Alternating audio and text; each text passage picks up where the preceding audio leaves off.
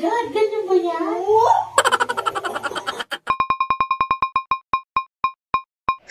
So yun na nga ang kamay. Kamay ng aking kumare at nasiglahang magpalinis ng kuko. So nandito kami ngayon sa bahay ni isa ko pang kumare. O diba? Ang dami ko pang kumare. Abay kung anong naisipan nito at siya ay nagpa-makeover ng kanyang kuko na dati na may hindi niya gusto.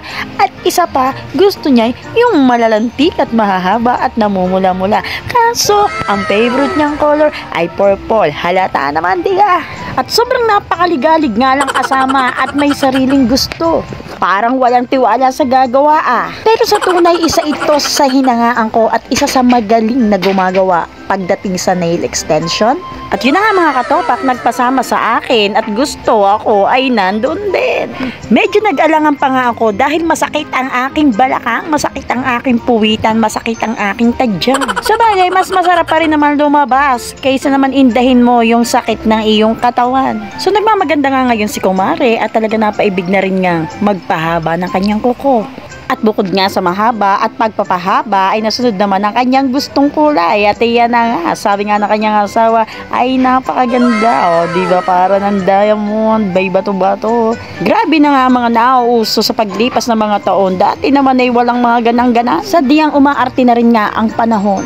At habang sila'y busy-busy, ako na may busy-busy dito. Pagtingin sa mga food, may mais, may andoks. At yan, ang tawag dito, maha with puto or kung anong tawag dito, hindi ko alam. Meron pang tortang talong with giniling. May spaghetti pa nga, hindi ko lang nakuhanan. Ay, tsaka nga pala tulingan. At ito ang pinaka the best na pagsama ko sa kanya, yung previous ko na ma-stretch ang aking katawan.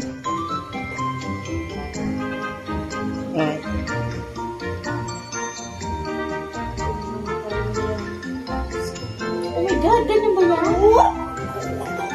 Okay.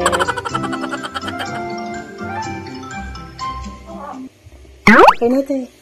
Tama na, over na yung si Marindono. Yes. Ay, isang buwan na. Hindi pa naman. Oo, mag-iisa na. Tibay pa rin.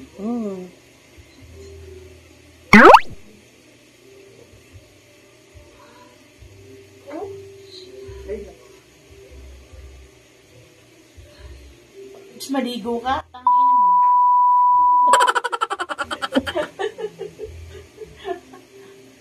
Yeah, kaya... Dapat i-stress mo lagi yung kanong mukha.